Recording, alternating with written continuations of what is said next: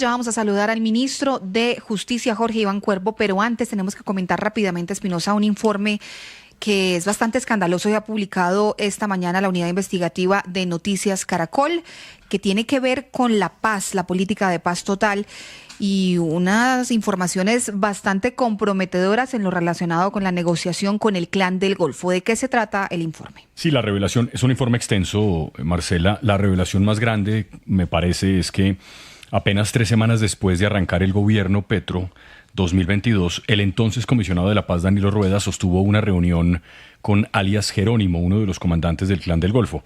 En esa reunión están los audios publicados, no solamente la transcripción, sino las voces.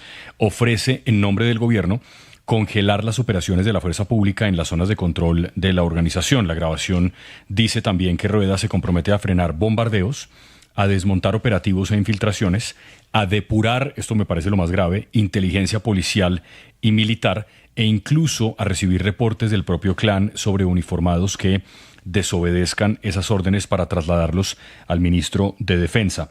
También deja ver que si el proceso avanzaba, se podían levantar órdenes de captura y de extradición. Esto último me parece que pues hace parte de lo que puede hacer un comisionado de la paz. No sé si depurar la fuerza pública y prometer que va a sacar oficiales de inteligencia también hace parte de eso, pero sospecho que no. Dice que algunos de esas promesas sí tuvieron efectos prácticos, que durante los 2 primeros años del gobierno no hubo ni un bombardeo contra el Clan del Golfo, y que mientras tanto el grupo se fortaleció, que casi duplicó su presencia territorial. Ya sabemos que tiene más de 10.000 integrantes en el 2025. Hay una segunda parte, Marcela, que habla sobre el señor Jorge Lemus, el entonces director de la Dirección Nacional de Inteligencia, y su segundo, Ricardo Rey Rosanía, y unas reuniones con un esmeraldero y ex narcotraficante, el Boyaco Sinaloa, para pedirle ayuda política y de interlocución con el Clan del Golfo. Resumen de un informe muy extenso de la unidad de Noticias Caracol, Félix, que yo creo que de nuevo hay que pararse y aplaudir de pie a Ricardo Calderón. Sí, de Ricardo Calderón. Además, porque lo que plantea en términos generales que más que una negociación de paz era una aceptación de condiciones.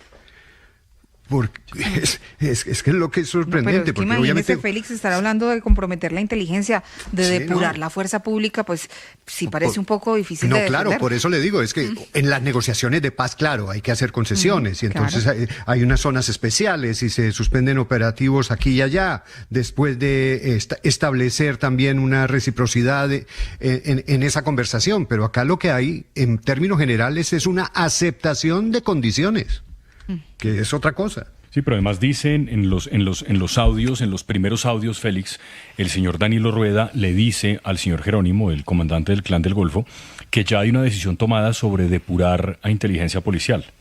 Y yo lo que entendí de los audios es que la razón de hacer esa depuración es que puede haber oficiales de inteligencia que resulten incómodos para avanzar en esas negociaciones. No, y Juan Diego si alguien conoce bien eso es usted, Marcela. Lo que pasó con inteligencia es terrible. Aquí estamos en manos de una gente que... Juan Diego también decía, coincide con lo que está mencionando Félix, y es que evidentemente en una negociación de paz y más con unos actores armados ilegales, pues seguramente ellos están esperando que les ofrezcan algún beneficio para desarmarse, pero eso debe tener sin duda unos límites. No, y además en la parte final está este video, además que es increíble que exista el video. Sí, es una cosa sorprendente de la reunión del señor Lemus en la Dirección Nacional de Inteligencia. A mí me parece que eso es lo más grave de todo el informe. Es impresionante. Con Boyaco la Dirección Nacional de Inteligencia. El asunto es, y todo esto ¿a cambio de qué? Porque como ustedes bien lo señalan, hay una negociación.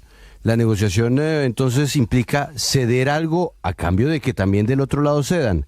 O sencillamente se estaba cediendo el Estado a cambio de absolutamente ningún compromiso por parte del Clan del Golfo, más allá de sentarse en una mesa y a negociar. No, es que y lo otro del señor Lemus, Juan, un momento, es que le piden a un narcotraficante, esmeraldero y ex narcotraficante, que le ayude en el Congreso. Con políticos.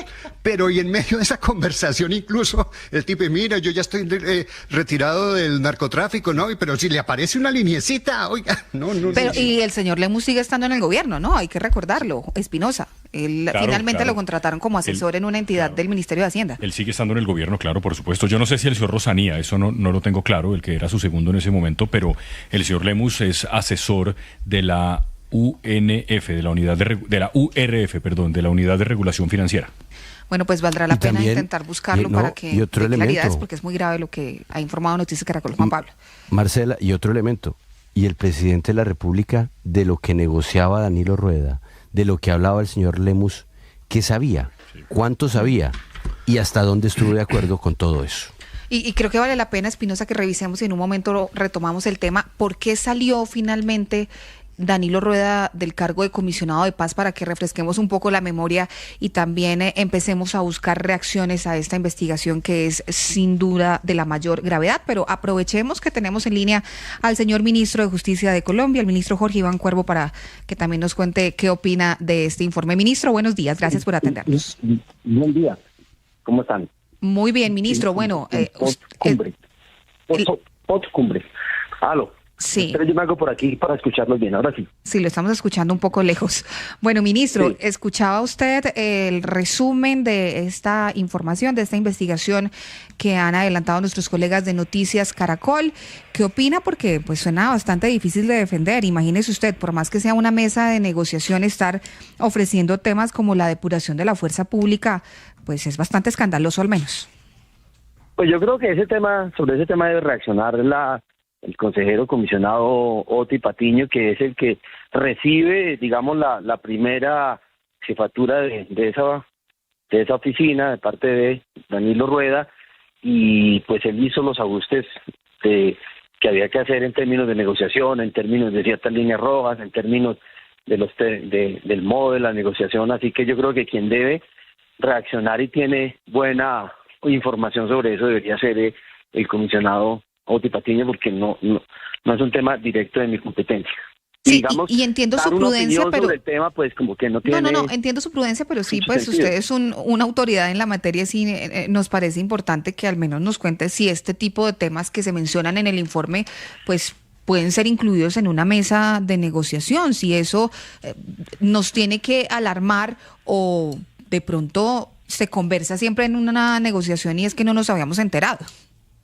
No, en una negociación de paz, como bien lo señalaba, por ejemplo, Félix, hay concesiones, pero esas concesiones siempre tienen que estar en el marco de la Constitución y de la ley. Desde que yo llegué al ministerio me he reunido varias veces con el consejero Oti Patiño, siempre hemos conversado sobre eso, que las negociaciones, que siempre son complejas, todas las que hay, las concesiones que se puedan hacer para facilitar la negociación siempre tienen que ser en el marco de la ley y de la Constitución. Y mientras yo estaba allí y mi relación con las distintas mesas y con el comisionado Oti Patiño, esa línea roja, por decirlo de alguna manera, se ha cumplido, y yo siempre he enviado el mensaje de que esas concesiones tienen que hacerse de acuerdo con la ley. Y para eso hay un margen de discrecionalidad. Por ejemplo, la suspensión de órdenes de captura, pues es algo que autoriza la ley, es algo que genera en un momento determinado ruido, pero eso se puede hacer en un momento determinado para facilitar las negociaciones, y lo han hecho distintos gobiernos, que es algo que, por ejemplo, la Fiscalía llama la atención sobre por qué órdenes de captura de personas que han cometido ciertos tipos de delitos, pues ese tipo de cosas que se hacen en la negociación que son habilitadas por la ley, en este caso por la ley de paz total. O sea, uno no puede hablar con un integrante de una organización criminal sobre a quién se saca de la fuerza pública, porque eso sí pasa a otro nivel que no tendría que ver nada en una negociación. Sí, eso no, hay situaciones que uno llamaría, la expresión coloquial que uno usa es que debe haber unas líneas rojas en la Constitución, en la negociación, esas líneas rojas muy claramente que autorice la Constitución y la ley, y también me parece que debe haber líneas rojas de temas que no tienen ningún sentido plantear en una negociación y el modo de hacerlo. Por ejemplo, yo le voy a dar, como el Ministerio de Justicia está escrito el IMPEC, muchas veces dentro de las mesas de negociación nos han pedido traslados de personas que hacen parte de las negociaciones, por ejemplo, de ciudades como Buenaventura, como Chocó, personas que han sido trasladadas en un momento determinado por razones de seguridad, por razones de disciplina, y le piden al INPEC, formalmente al Ministerio, que si se autoriza un traslado de estas personas, porque pues es bueno que estén juntos en un momento determinado en un ciclo de conversaciones. Eso está dentro del marco de las competencias del INPEC y del Ministerio de Justicia, y autorizamos ese traslado que es excepcional para facilitar las negociaciones. Eso está autorizado por la ley, pero alguien podría decir, pero a otros privados de la libertad no se les concede el beneficio de trasladarse de un centro penitenciario a otro para conversar. Bueno, esto es para desarrollar una negociación, pero ese tipo de concesiones tienen el objetivo de facilitar las negociaciones y tienen que estar enmarcados dentro de las competencias, en este caso, del INPEC y el Ministerio de Justicia.